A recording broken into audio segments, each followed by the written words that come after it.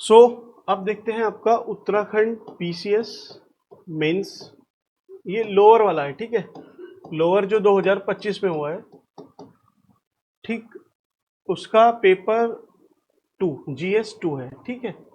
ये रिलेटिवली मुझे भी थोड़ा देखने में, क्योंकि इसमें 2-3 बाउंसर क्वेश्चन थे, थोड़ा सा उससे टफ है, ऑल्दो ठीक ही था पेपर। बाकी अब जिसको नहीं आता, देखिए टफ और इजी का कोई ऐसा पैरामीटर नहीं है, जिसको आता है उसके लिए इजी है, जिसको नहीं आता उसके लिए टफ है, चाहे कितना इजी पेपर हो। तो टफ और इजी का कोई ऐसा पैरामीटर नहीं है। एक और चीज, किसी को अगर किसी एग्जाम में 60% क्वेश्चन, चलिए इस पे बाद में डिस्कस करते हैं, पहले क्वेश्चन ही डिस्कस कर लेते हैं कि क्या रहे और इसमें क्या आपकी प्रिपरेशन होनी चाहिए थी या फिर होगी। कुछ जो टफ क्वेश्चन थे उस पर भी बात करेंगे। पहला क्वेश्चन था एमएसएमई, ठीक, MSME as economic catalyst in India's journey toward becoming Viksit Bharat 2047 तक। तो ये तो बहुत ज़्यादा अभी न्यूज़ में चल ही रहा है, ठीक है, कि सारी चीज़ें हमारी 2047 से लिंक है। तो किसी को भी अगर जनरल एमएसएमई का पता है कि ये इतने परसेंट है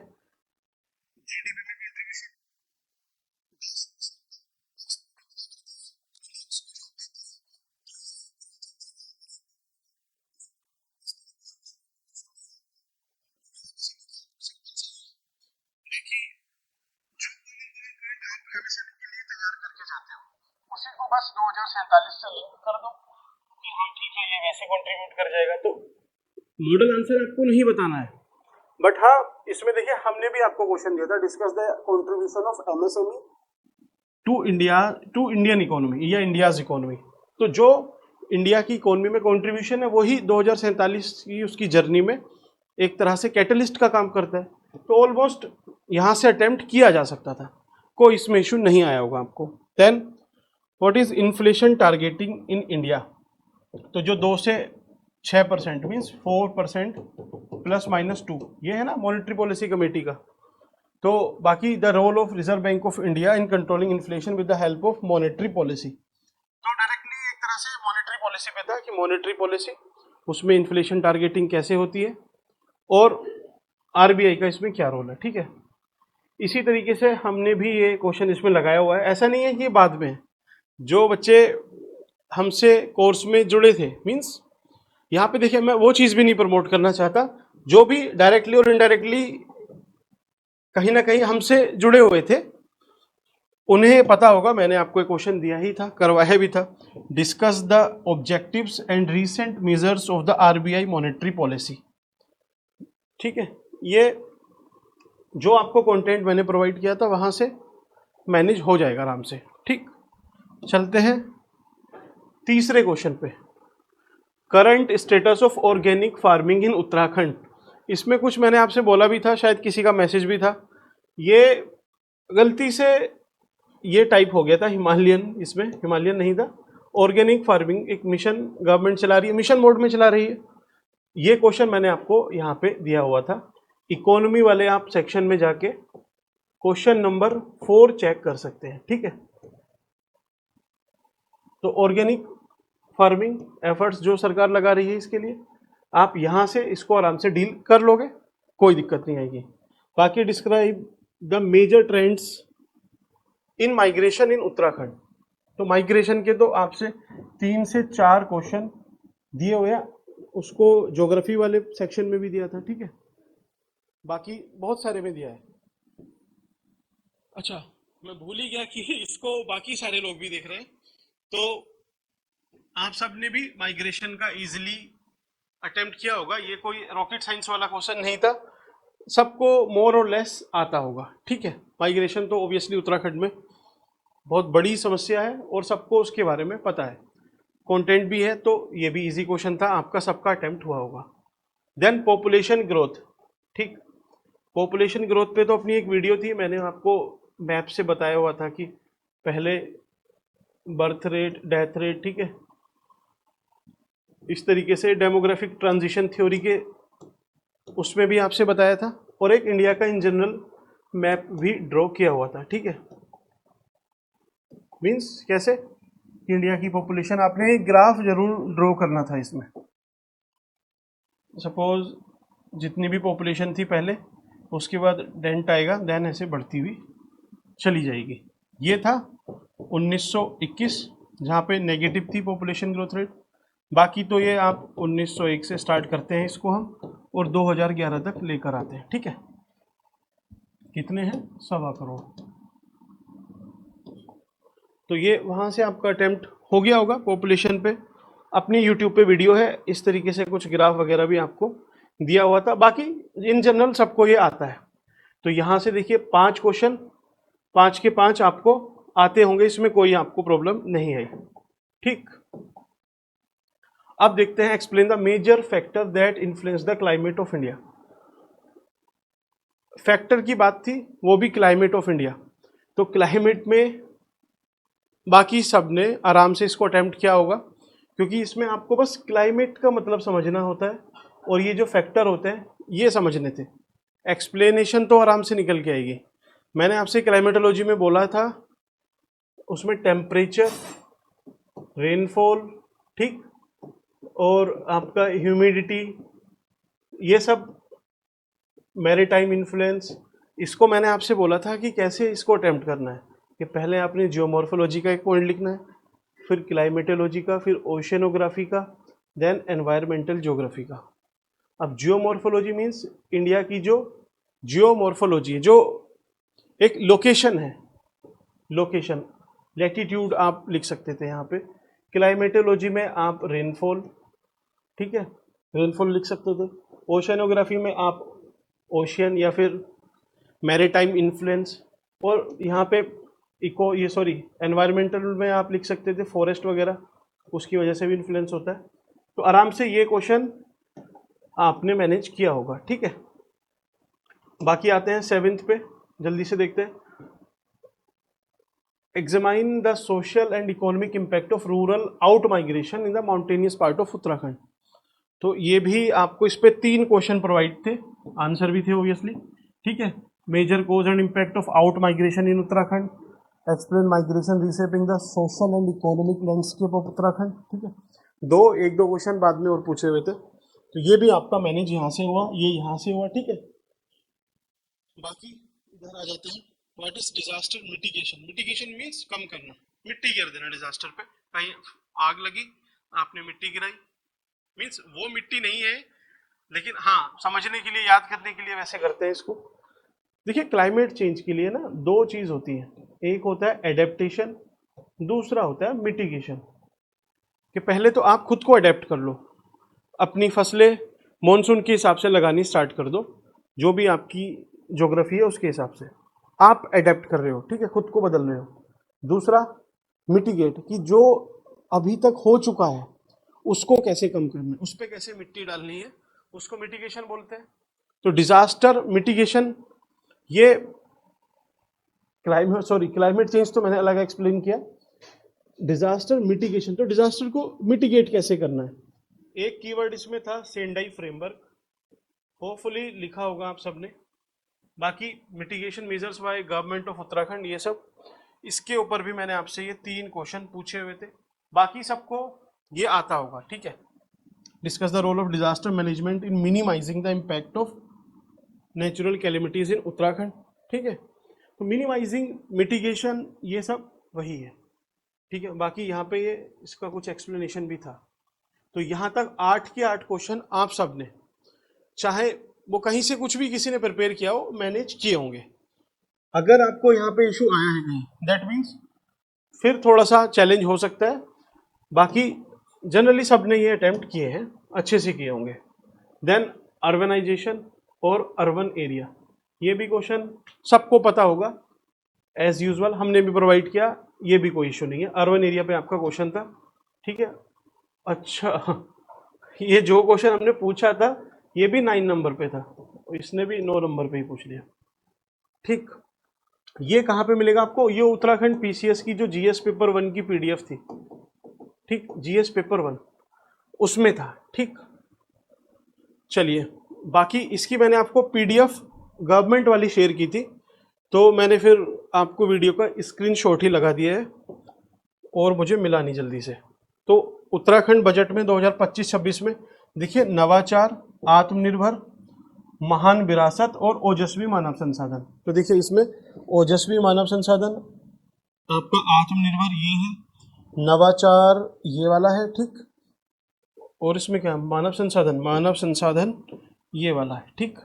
तो चारों चीज़ आप YouTube पे 38 मिनट की वीडियो है, 11 मिनट 28 सेकंड पे ये है, आप चाहें तो इसको चेक कर सकते हैं, बाकी सबको भी चेक कर सकते हैं, ठीक। तो ये 10 में से आपके 10 क्वेश्चन आते होंगे आपको इन जनरल। अब 11वें पे आते हैं, वाटर ट्रांसपोर्ट इन इंडिया, इसका major problem and prospect. Prospect, अब देखिए प्रमुख समस्याएं और संभावनाएं, समस्याएं और संभावनाएं यही बतानी थी। इस पे हमने आपको ये प्रोवाइड किया था, evaluate the prospects of inland waterways transport in India, manage हो जाएगा यहाँ से, ठीक है। बाकी ये क्वेश्चन मुझे लग रहा है कि थोड़ा बहुत मीन्स इस पे आपके पास फैक्ट कम होंगे, जो पहले प्रैक्टिस करके गए हैं उनका तो यहाँ से भी जिसने इसको अटेम्प्ट किया होगा वो आराम से जो भी लिख के आए हो आप ठीक लिख के आए हो, ठीक है। बाकी अगर किसी को फर्स्ट टाइम किया वो इसके लिए प्रिपेयर नहीं था, तो जनरल पॉइंट लिख के आया होगा या आए होंगे, आई होंगी, ठीक है। बाकी ये भी आपका मैनेजेबल क्वेश्चन था, यहां तक भी आप आयोग को दोष नहीं दोगे, बिल्कुल सही उसने पूछा है। अब analyse the geopolitical importance of Uttarakhand, एक क्वेश्चन ये है, ये 12वां है, ठीक है, 12 नंबर का है, 11 के बाद 12, इसमें एक कटा हुआ है इधर, 12 नंबर का क्वेश्चन है ये, जियोपॉलिटिकल इंपॉर्टेंस ऑफ उत्तराखंड। ये भी बाय एंड लार्ज जिसको नहीं भी आता तो एक मैप जिसको याद है बस उत्तराखंड का, उससे भी वो इसको लिख सकता है, हमने भी आपको प्रोवाइड किया था, ठीक है। Discuss the geopolitical significance of Uttarakhand, एक ये था, और एक था जियोग्राफिकल सेटअप ऑफ उत्तराखंड। तो जियोपॉलिटिकल से मैनेज हो जाएगा आराम से, इस पे कंटेंट भी था, आपने अटेम्प्ट किया होगा। तो यहां तक 12 क्वेश्चन, 12 के 12 आपको आते थे, ठीक। अब CACP, CACP का आपको मैंने डायरेक्टली नहीं बताया, ठीक। इसमें लेकिन एक क्वेश्चन दिया हुआ था, agriculture price and policy, effectiveness of MSP, 18 number का इंडियन इकोनॉमी वाले सेक्शन में ये क्वेश्चन है आपके लिए, आप चेक कर सकते थे, ठीक। MSP इसमें इंट्रोडक्शन या डिफाइन भी किया हुआ है। बाकी CACP का इस आंसर में जो मैंने आपको आंसर प्रोवाइड किया था उसमें CACP का कहीं मेंशन नहीं था, तो इसको मैं मान सकता हूं कि आपको 50% अच्छा आता होगा और बाकी 50% नहीं आता होगा। जो नहीं आता उसमें से भी आपने 10% कुछ लिखा होगा, तो 50-60% आप बढ़िया आंसर लिख के आए होंगे, कोई दिक्कत नहीं है। सब कुछ सबको नहीं आता, और आता भी होगा तो वो भूल जाते हैं, ठीक है, यहाँ तक भी कोई दिक्कत नहीं है, 60 ठीक है, कोई दिक्कत नहीं है, क्योंकि इसमें एडवांटेज क्या है ना, जो स्टार्टिंग के आपके क्वेश्चन है 10-12 क्वेश्चन आपने बढ़िया लिखे, तो एग्जामिनर का माइंडसेट तैयार हो जाता है कि अच्छा सही लिख रहा है, सही समझ है। तो यहाँ पे आप थोड़ा सा भी वीक अगर रहे होंगे तो वो नंबर में आपको ज़्यादा परेशान नहीं करेगा, क्योंकि एक इमेज है, सब ह्यूमन है, हमारी भी एक इमेज है, हम कुछ किसी का अगर इवेल्युएट करते हैं तो अगर उसने शुरू के 5-6 सही लिखे हैं तो एक फील आ जाता है कि हाँ भाई ठीक ही लिख रहा है, सही समझ रहा है, तो ठीक है, कोई दिक्कत नहीं। अच्छा हाँ, हमने टेस्ट सीरीज में चेक किए, वैसे नहीं किए, ओके। अगला था आपका discuss the contribution of tourism to the economy of Uttarakhand, ये सब लोगों को आता है, इसमें कोई दिक्कत नहीं है, ये 14th नंबर का आपका क्वेश्चन है। हमने भी आपको इस पे 3 क्वेश्चन प्रोवाइड किए हुए हैं, 1 सेकेंड, ये 3 क्वेश्चन आपको प्रोवाइड किए हुए थे, ठीक है। टूरिज्म इन उत्तराखंड, GDP में क्या कंट्रीब्यूशन है, इसका इकोनॉमिक इंपॉर्टेंस क्या है, 4 धाम यात्रा का, सॉरी, ठीक है, और challenges in tourism development in Uttarakhand, ठीक है। तो ये आपके पास कंटेंट था इसका, आप इसको भी अच्छे से लिख के आए, ठीक। ये चलिए मैंने, हाँ उसमें दिख नहीं रहा था, तो ये क्वेश्चन आपको यहाँ प्रोवाइड किए हुए थे, जिसने भी ये चारों अटेम्प्ट किए होंगे वो आंसर बढ़िया लिख के आया होगा, ठीक है। 24 वाला तो ये तो नहीं पूछा, इसमें से आपको हेल्प मिली होगी और एक यहाँ से, ठीक। तो 14 क्वेश्चन आपके हुए पहले। 14 में से ऑलमोस्ट आपको जितने भी आपने अटेम्प्ट किए होंगे आते होंगे सही से, इवन आपको उसका 80% भी याद रहा कंटेंट, तो आप सही लिख के आए हो, कोई दिक्कत नहीं है। एक क्वेश्चन ये थोड़ा सा बाउंसर है। बाउंसर मीन्स क्या कि ठीक है उतने अच्छे से आता नहीं, लेकिन अच्छी बात यह है कि ये 5 नंबर में पूछा है। तो सर क्रीक वेस्टर्न बॉर्डर पे ही है, और वेस्टर्न बॉर्डर का एक क्वेश्चन मैंने आपसे दिया हुआ था, जियो पॉलिटिकल चैलेंज। इसको आई एक्सेप्ट कि ये डायरेक्ट इसमें नहीं था, इसके आंसर में इसका मेंशन था, ठीक। फिर भी आप इसको मैनेज कर लोगे, लेकिन वही 50%, और 5 नंबर में था तो ज्यादा आपको इसकी कीमत पे नहीं करनी पड़ी होगी, ठीक। नेक्स्ट है important factor of biodiversity loss in Uttarakhand. कुछ नहीं याद रखना, ये क्वेश्चन तो आपको प्रोवाइड किया था मैंने आपसे, कम से कम 10 बार बोला है। Hippo, habitat destruction, invasive alien species, pollution, poaching, overgrazing, ठीक। तो 16 में से आपको 16 क्वेश्चन, जिसमें से 2 क्वेश्चन, एक तो ये सरक्रीक वाला और एक CACP, थोड़ा बहुत आप उसमें लड़खड़ाए होंगे, बाकी नहीं फंसे होंगे, ठीक। अब जल्दी से, अच्छा ये 17, इसका सेकंड क्वेश्चन, ठीक, इस पे भी आते हैं। और ये मीन मोड मीडियन, ठीक, ये सारे क्वेश्चन आपको इस वीडियो में, इसके आंसर तो नहीं, तरीका मैंने बता दिया था कि कैसे मैनेज करना है। अब जिसकी मैथ्स अच्छी होगी तो वो तो उसकी परसेंटेज लास्ट पीछे वाले की उसकी निकाल लेंगे, ठीक है। नहीं भी आप इस वीडियो में मैंने आपको वो थोड़ी बहुत जुगाड़ भी बताया था कि कैसे आप उसको अटेम्प्ट कर सकते हैं। तो जिसकी मैथ्स वीक भी थी आपने वहां से कर लिया होगा, तो ये सारे क्वेश्चन वहां से मैनेज हो जाएंगे। लास्ट क्वेश्चन आपका, लास्ट है, सेकंड लास्ट है। Major cultural and environmental festival recently saw Uttarakhand set to be record of sapling plantation. Means fair and festival, उसके पर्सपेक्टिव में आपका क्वेश्चन है। हमने आपको प्रोवाइड किया था explain the role of traditional knowledge in sustainable living in Uttarakhand, तो उसमें फेयर एंड फेस्टिवल, प्लांटेशन, ये सब हरेला वगैरह आ जाते हैं, ठीक है।